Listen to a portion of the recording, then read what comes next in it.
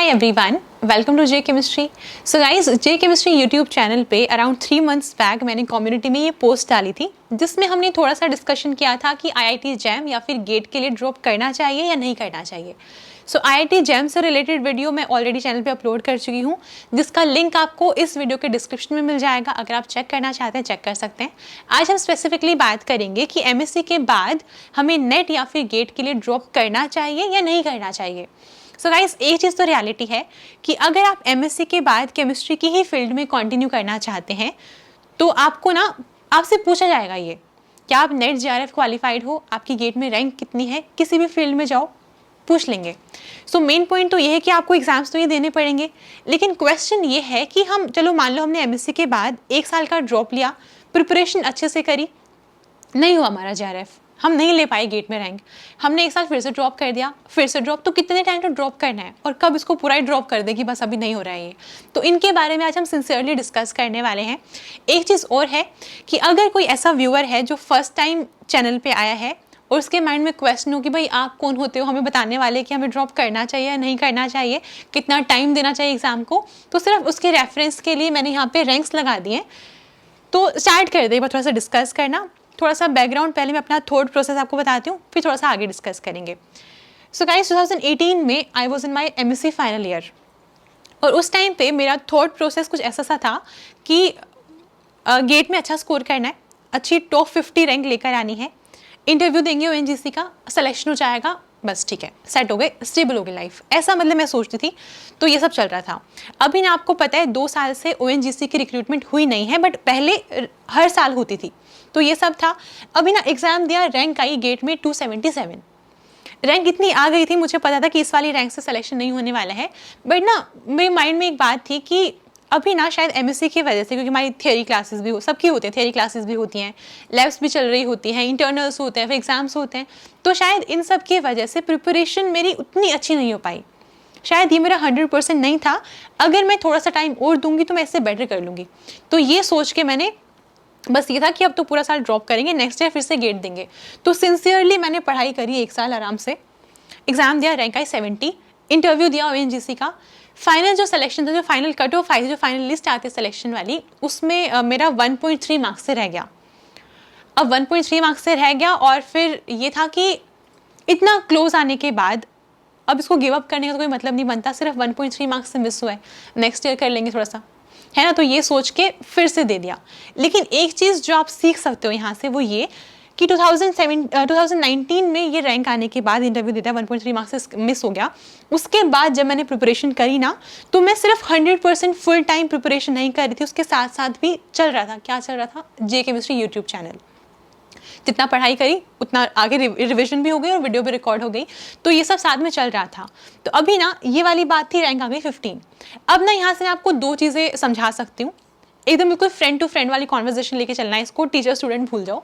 तो main point ये है अभी फिलहाल के लिए कि अगर आपकी एमएससी कंप्लीट हो गई है, आपको नेट और गेट के बारे में सोचना है, तो मुझे ऐसा लगता है अगर आप सिंसियरली प्रिपेयर कर दो ना, सिंसियरली मतलब 24 आवर्स आपके माइंड में सिर्फ यही वाले एग्जाम्स होने चाहिए, इन्हीं के बारे में सोचना है, अपना टाइम कहीं वेस्ट नहीं करना।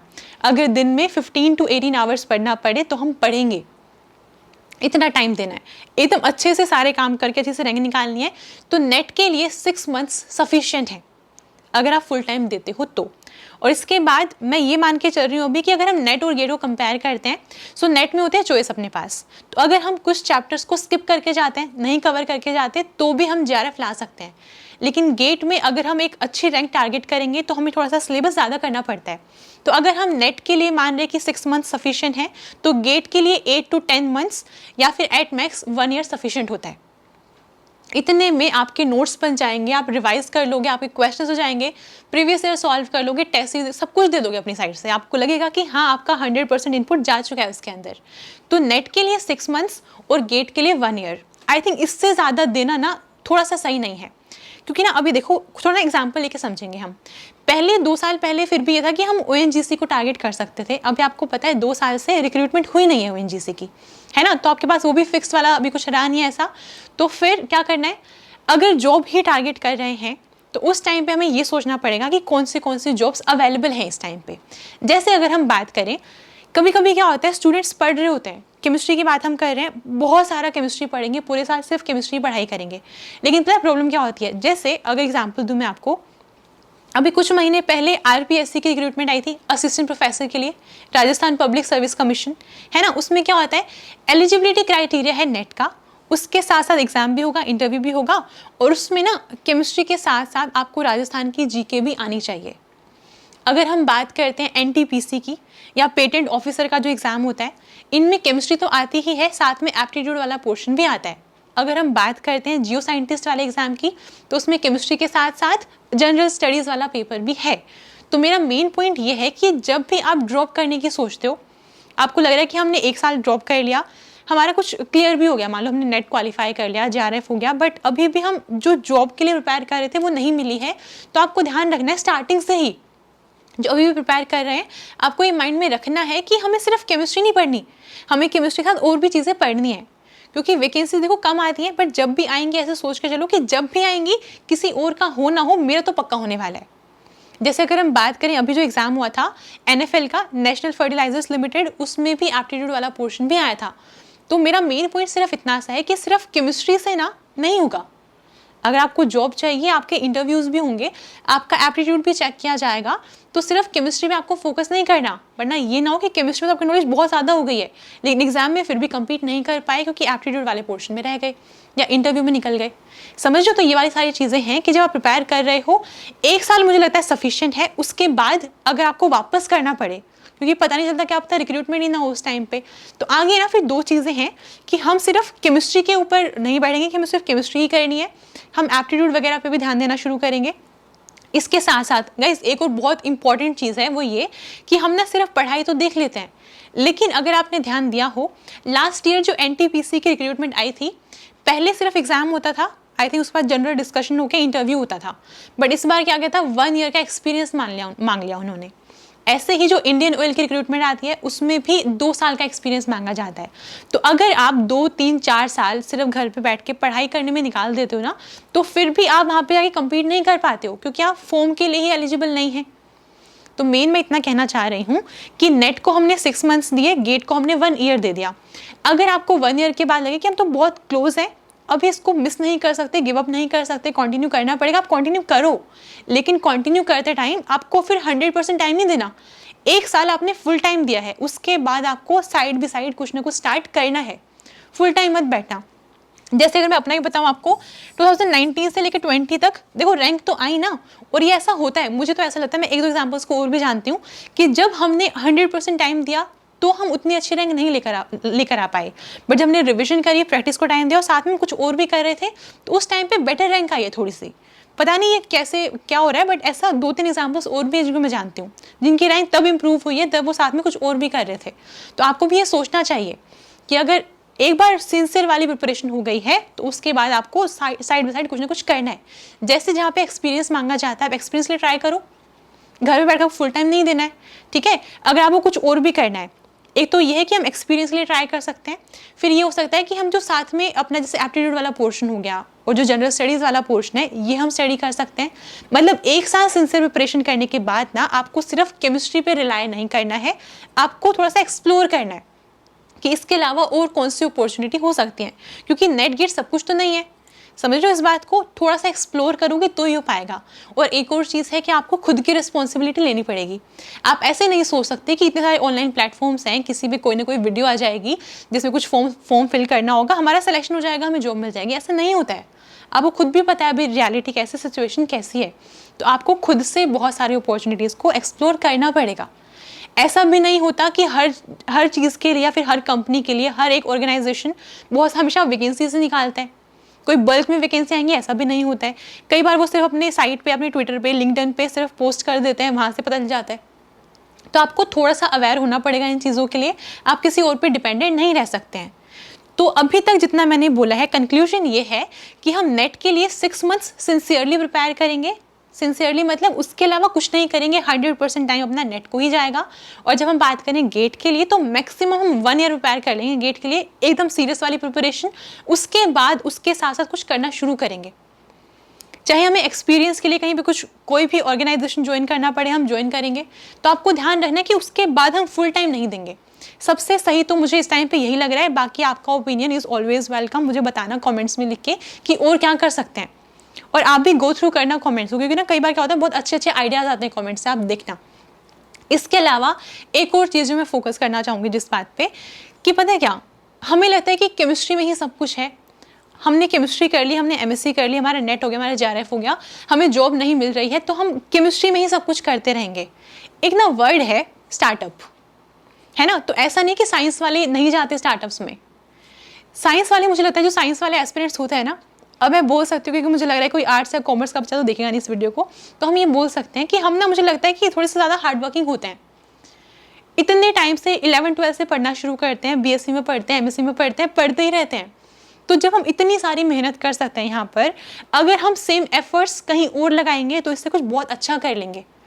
तो हर एक एग्ज़ाम के लिए ना एक टाइम फ्रेम बनाओ कि हम इतने टाइम तक बहुत सिंसियरली पढ़ाई करेंगे, बहुत सिंसियरली, और उसको देने के बाद अगर हमें आगे दोबारा प्रिपेयर करना पड़ता है तो हम फुल टाइम नहीं देंगे, हम टाइम डिवाइड कर देंगे। अभी हम 24 आवर्स सिर्फ इसी के बारे में सोच रहे हैं, लेकिन कुछ टाइम के बाद, मतलब 1 साल के बाद, हम वापस से 24 तो इसको देने वाले नहीं हैं। हाँ, ये सोचता है कि हम 5-6 घंटे पढ़ें, या शायद हम डेली बेसिस पे 4 आवर्स ही इसको दें।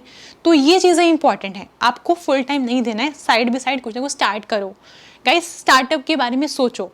मैंने स्टार्टअप इसलिए बोला क्योंकि अभी कुछ टाइम पहले मैंने अपने पर्सनल इंस्टाग्राम पे एक वोटिंग करवाई थी थोड़ी सी, कि आप क्या प्रेफर करोगे, अपना खुद का स्टार्टअप या फिर एक जॉब जिसमें फिक्स्ड सैलरी हो। तो आप मानोगे नहीं, मैक्सिमम वोट्स थे ना जो स्टार्टअप को गए थे। और मैंने ऐसे रैंडमली किसी को मैसेज भी किया कि आपने ये क्यों चूज़ किया और फिर अभी क्या सोच रहे हो इसके बारे में। तो वहाँ पे था कि मैम अभी तो नहीं सोच रहे, बट हाँ अगर थोड़ा सा इनकम हो जाएगी, जॉब कर लेंगे, उसके बाद से हम स्टार्ट कर लेंगे। तो सिर्फ लास्ट में मैं ये बोल रही हूँ, हर किसी के पास ना एक आइडिया तो पक्का होता है इसके बारे में, वो काम कर सकता है। तो आप ये कर सकते हो, प्रिपरेशन कर ली, उसके साथ साथ कुछ सोचना शुरू करो, आप अपना खुद का क्या स्टार्ट कर सकते हो। अगर खुद का स्टार्ट करना है बहुत अच्छी बात है, नहीं करना चाहते कोई प्रॉब्लम नहीं है, लेकिन आपको फुल टाइम प्रिपेयर नहीं करना। आप ट्राई करो कि जब इंडियन ऑयल 2 साल का एक्सपीरियंस मांगेगा तो आपके पास एटलीस्ट वो एक्सपीरियंस हो, ताकि आप वहाँ तक एलिजिबल रहो कि आप फॉर्म फिलअप कर पाओ। तो अभी तक जितना हमने डिस्कशन किया है आज, सिर्फ यही कंक्लूजन है कि देखो, एक लिमिटेड टाइम रखो, उसमें प्रिपेयर करो, हो जाता है वेरी गुड, नहीं होता आपको वापस पढ़ना पड़ता है, पढ़ो, लेकिन टाइम को कम कर दो। पहले 24 आवर्स दे रहे थे, अभी 4-5 बस लिमिटेड हो गया। बाकी टाइम आप कुछ और करोगे, कुछ और एक्सप्लोर करोगे, वहाँ पे ट्राई करोगे। पूरा 24 आवर्स बैठ के पढ़ाई नहीं करनी है, ठीक है। इससे ये होता है, कभी कभी पता है क्या होता है, जैसे मान लो आपने पढ़ाई करना स्टार्ट करा या कुछ और चीज़ें एक्सप्लोर करना स्टार्ट किया, तो आपको कुछ ऐसा मिल गया जो आपको घर बैठे पता ही नहीं था। कभी कभी ऐसा भी होता है कि हम इंडस्ट्रीज़ में नहीं जाते, क्यों? क्योंकि वहाँ पे पे स्केल बहुत कम होता है, हमें पूरे दिन काम करना है और हमें 10,000 मिलेंगे, हम तो नहीं जाएंगे।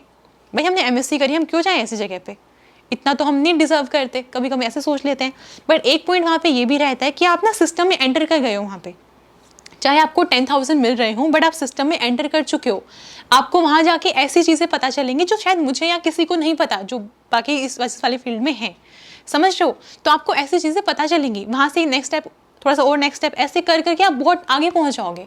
अगर 3-4 साल, 4-5 साल ऐसे हैं एग्जाम्पल्स जो 4 या 5 साल से प्रिपेयर कर रहे हैं, तो सिर्फ एक ही एडवाइस है, थोड़ा सा एनालाइज करो। आप बहुत टाइम दे चुके हो, अब थोड़ा सा एक्सप्लोर करो, बाहर निकलो, प्रिपरेशन जोन से थोड़ा सा बाहर आओ। पढ़ाई करनी है बट एक लिमिटेड टाइम के लिए करनी है, 3 to 4 to 5 आवर्स पढ़ना है डेली। उसके अलावा हम कुछ और करेंगे, वो इंपॉर्टेंट है। आपको पता भी नहीं चलेगा कब आप केमिस्ट्री को बहुत पीछे छोड़ के बहुत आगे निकल गए। शायद आपका खुद का स्टार्टअप भी इतने आगे चला गया कि आपको केमिस्ट्री लग रहा है कि चलो ठीक है, मैंने दिया टाइम, बहुत अच्छी बात है, बट मैं अब ज़्यादा खुश हूँ। मुझे ना फ्रेंकली स्पीकिंग, मुझे कभी कभी लगता है कि अगर मेरे पास जे केमिस्ट्री नहीं होता, अगर नहीं होता, सोच के चलो, मैंने यहाँ पे सब कुछ प्रिपेयर कर लिया, ये सब कुछ कर कर आके यहाँ पे 15 रैंक तक मैं पहुँच गई लास्ट ईयर, 15 रैंक तक पहुँच गई लास्ट ईयर, ठीक है। अभी क्या है, लास्ट ईयर भी ओएनजीसी की साइड से रिक्रूटमेंट नहीं आई है, इस टाइम भी अभी जुलाई चल रहा है, अभी तक कोई रिक्रूटमेंट नहीं है। तो आप सोच के देखो, कितनी मेहनत करने के बाद, इतनी रैंक लाने के बाद मैं क्या करती, मैं तो ओएनजीसी लेके बैठी थी।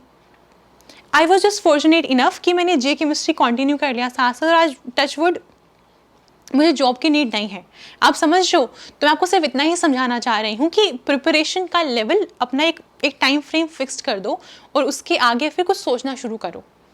हमेशा ऐसा नहीं होगा कि हम गवर्नमेंट के भरोसे ही बैठेंगे कि भाई जब वैकेंसीज आएंगी हम फॉर्म फिल करेंगे, हम पढ़ाई करेंगे, हम इंटरव्यू देंगे, लास्ट में सिलेक्शन नहीं होगा, वापस से सारा प्रोसेस रिपीट करेंगे।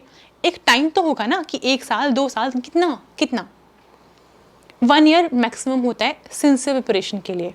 उसके बाद आप साइड बाई साइड कुछ ना कुछ शुरू करो और अपना खुद का कुछ करने का सोचो। बहुत इंपॉर्टेंट है आज के टाइम पे, आप किसी और के ऊपर डिपेंडेंट नहीं रह सकते हो। और अब जब मैं बोलूँ खुद का कुछ शुरू करो, क्योंकि मैं एज अ यूट्यूबर आपको बोल रही हूँ, आपको लगेगा अच्छा यूट्यूब पे ही सब कुछ करना है, कंपटीशन हर जगह पे है। थोड़ा सा सोच के देखो कौन से वाली फील्ड में अच्छा कर सकते हो।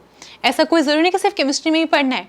अभी मुझे पता है कुछ स्टूडेंट्स सोचेंगे, कुछ व्यूअर्स सोचेंगे कि अरे ये तो केमिस्ट्री से दूर जाने को बोल रहे हैं, ये क्या बात हुई।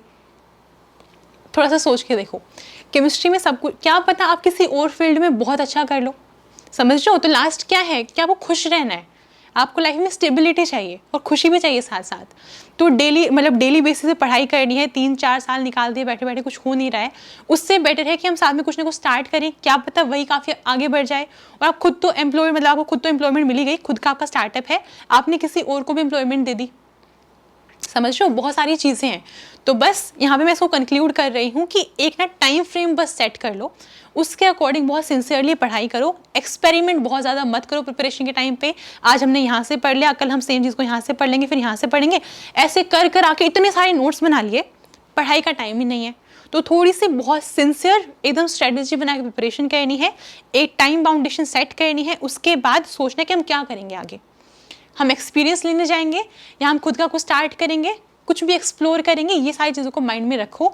और एक बार वीडियो कंप्लीट हो गई बस अभी इसको बंद करो और थोड़ा सा एनालाइज करो अपनी लाइफ को कि कब आपकी एमएससी कंप्लीट हुई है, कितना टाइम आपको प्रिपरेशन करते हुए हो गया है, आप खुद को अभी कहाँ देखते हो। क्योंकि ना देखो, किसी और को पता हो चाहे ना पता हो, हमें खुद का पता होता है कि हम कहाँ स्टैंड कर रहे हैं, क्या हम एग्जाम कभी निकाल ही पाएंगे, नहीं निकाल पाएंगे। अगर लग रहा है कि नहीं निकाल पाएंगे तो कोई बुरी बात नहीं है, ट्रस्ट मी। अगर आपको अभी लग रहा है कि आप नहीं निकाल पाओगे ना, बहुत अच्छी सिचुएशन पे हो। क्योंकि अगर आपको लग रहा है कि आप नहीं निकाल पाओगे, फिर भी आप थोड़ा सा मोटिवेट होकर पढ़ाई करने की कोशिश कर रहे हो और वो 6 महीने बाद भी नहीं क्लियर हुआ एग्जाम, तो आपके 6 महीने वेस्ट हो रहे हैं। अगर आप अभी ये डिसाइड कर लो कि मुझसे नहीं निकलेगा, तो आप अपने 6 महीने बचा रहे हो। टाइम बहुत इंपॉर्टेंट चीज़ है। अगर लग रहा है कि नहीं कर पाओगे, तो अब मैं कह रही हूँ अभी छोड़ दो इसको, अभी छोड़ दो और ये सोचो कि अब आप क्या कर सकते हो। एक बार सोच के देखो, प्रैक्टिकल चीज़ है।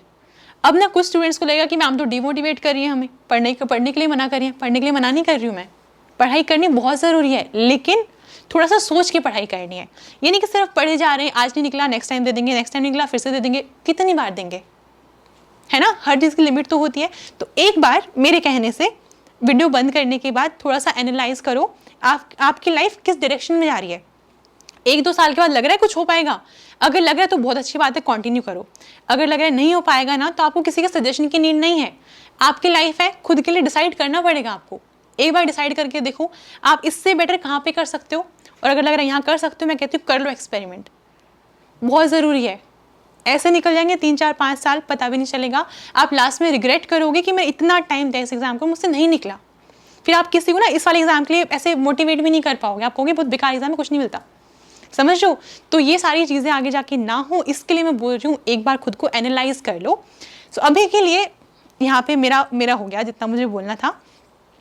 बाकी जितने भी अभी एस्पिरेंट्स हैं, हम ना जब प्रिपेयर कर रहे होते हैं तो हम ना कुछ बहुत सारी चीज़ें खुद से ही सीख जाते हैं। मैं तो बोलती हूँ ज्ञान की प्राप्ति हो जाती है प्रिपरेशन के टाइम पे, हम बड़ी बड़ी बातें करने लगते हैं, ऐसा होता है। आप भी कर रहे हो, मुझे पता है कि माइंड में सब चल रहा होगा। तो वो सारी चीज़ें ना एक बार लिखना कमेंट सेक्शन में, पता तो चले कि एस्पिरेंट सोच क्या रहे हैं सब के सब।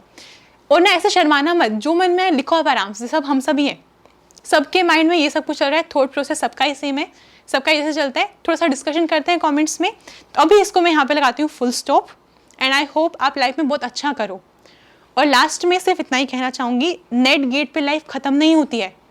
नहीं निकल रहा कोई बात नहीं, शायद आप इससे बेटर डिजर्व करते हो, शायद आप किसी और फील्ड में बहुत अच्छा कर लोगे, लेकिन जब इसको छोड़ोगे तभी तो कहीं आगे बढ़ोगे। सोचो उसके बारे में एक बार।